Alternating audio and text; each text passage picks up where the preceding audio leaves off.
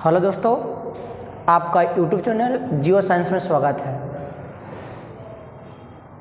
पिछले वीडियो में देखा होगा कि क्लास 10 का फिजिक्स पढ़ाया गया था। वहाँ पर बताया गया था कि पारदर्शी वस्तु क्या है, अपारदर्शी वस्तु क्या है, पारभासी वस्तु क्या है। उसी के आगे वीडियो को बढ़ाया जा रहा है। ध्यान देना, कॉपी किताब आराम से निकाल कर नोट्स कॉपी बनाते जाना। आज पढ़ाने जा रहे हैं, आगे की क्लास है छाया, शैडो। छाया क्या होता है, ध्यान देना। एक मार्कर है और क्या होता है, मार्कर एक अपारदर्शी वस्तु है जिससे प्रकाश आर पार नहीं होता है। आर पार ना होने के कारण एक पीछे अंधेरा क्षेत्र उत्पन्न होता है, उसे ही छाया कहा जाता है। अर्थात जब प्रकाश की किरण अपारदर्शी वस्तु पर पड़ती है तो अपारदर्शी वस्तु से प्रकाश आर पार नहीं होता है, जिसके कारण एक अंधेरा क्षेत्र उत्पन्न होता है, उसे छाया कहा जाता है। ध्यान देना, नोट करते चलना। बोलेंगे जब प्रकाश की किरण अपारदर्शी वस्तु पर पड़ती है तो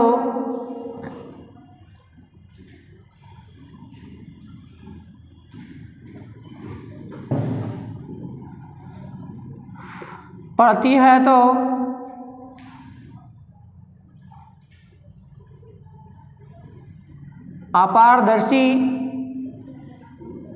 वस्तु से प्रकाश आर पार नहीं होता है,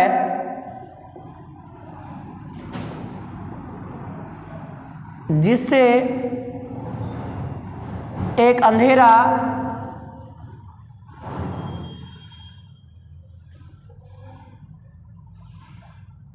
क्षेत्र उत्पन्न होता है,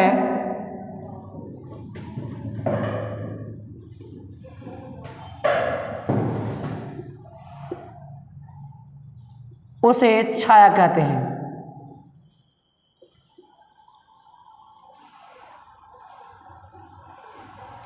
ध्यान देगा, फिर से एक बार छाया का डिफिनेशन रिपीट कर रहे हैं। जब प्रकाश की किरण अपारदर्शी वस्तु पर पड़ती है तो अपारदर्शी वस्तु से प्रकाश आर पार नहीं होता है, जिससे एक अंधेरा क्षेत्र उत्पन्न होता है, उसे छाया कहते हैं। वही चीज़ के बारे में लिखा हुआ है, जब प्रकाश की किरण अपारदर्शी वस्तु पर पड़ती है तो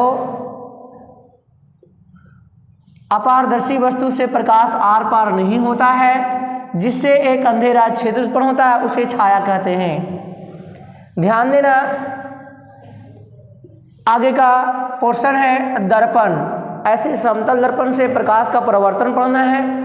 उसके पहले जानकारी प्राप्त कर लेते हैं कुछ इंपॉर्टेंट चीज मिरर के बारे में। दर्पण क्या है, मिरर क्या होता है, ये मुख्य पॉइंट है। दर्पण खत्म होगा, इसका मतलब फर्स्ट चैप्टर क्लोज हो जाएगा, फर्स्ट चैप्टर इन हो जाएगा। दर्पण क्या है, दर्पण का दो पार्ट्स मुख्य रूप से होता है। पहला समतल दर्पण,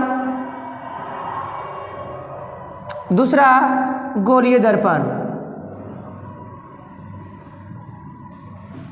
समतल दर्पण को अंग्रेजी में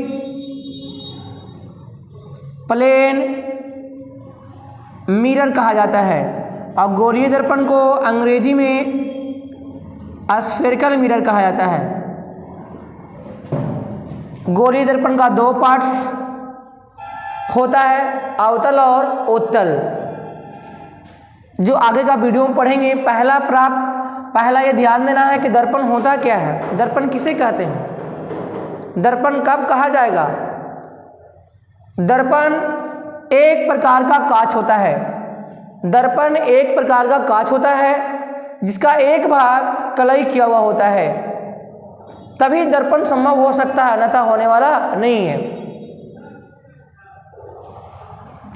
चलिए दर्पण का परिभाषा पढ़ेंगे। कोई पूछेगा दर्पण कितना प्रकार का होता है। दर्पण मुख्य रूप से दो प्रकार, पहला का नाम समतल दर्पण, गोलीय दर्पण। ऐसे एक और दर्पण होता है जिसका नाम है परवलयिक दर्पण। परवलयिक दर्पण की बात के बारे में थोड़ा वीडियो बनाएंगे, ध्यान देना। कॉपी निकालकर नोट कर जाना, बहुत उपयोगी है। पहला बात, दर्पण क्या है। दर्पण के बारे में थोड़ा जानकारी प्राप्त कर लेते हैं। इसका परिभाषा क्या होता है।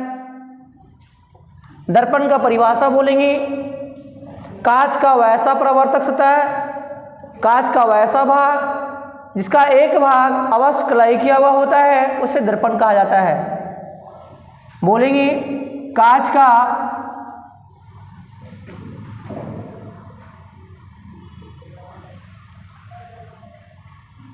वह भाग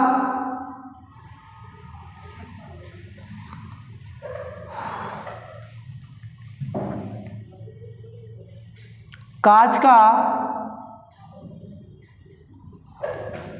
वैसा भाग जिसका एक भाग अवश्य कलाई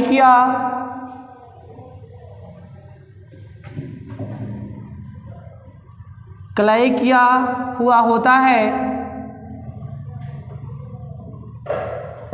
उसे दर्पण कहते हैं।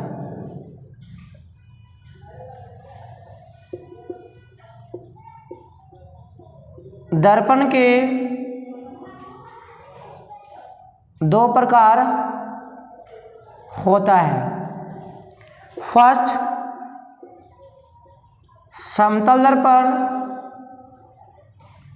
सेकेंड गोलीय दर्पण।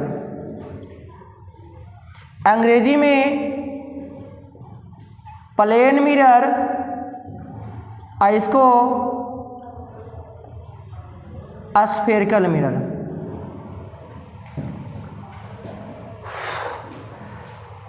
तो ध्यान देना, सबसे ज़्यादा इम्पोर्टेंट है समतल दर्पण और गोलीय दर्पण। पहले समतल दर्पण क्या है, समतल दर्पण के द्वारा प्रतिबिंब बनने की विशेषता क्या होता है, इसके बारे में पढ़ेंगे। गोलीय दर्पण क्या है, गोलीय दर्पण का कितना प्रकार होता है। गोलीय दर्पण का दो प्रकार होता है, अवतल और उत्तल। इसका जानकारी प्राप्त करने के लिए थोड़ा सा समय लगेगा। एक दो वीडियो पहले समतल दर्पण के बारे में डालेंगे। समतल दर्पण के द्वारा किरण आरेख क्या होता है, क्वेश्चन पूछता भी है। समतल दर्पण से प्रकाश का परावर्तन का नामांकित चित्र करें। इस वीडियो में बने रहने के लिए धन्यवाद।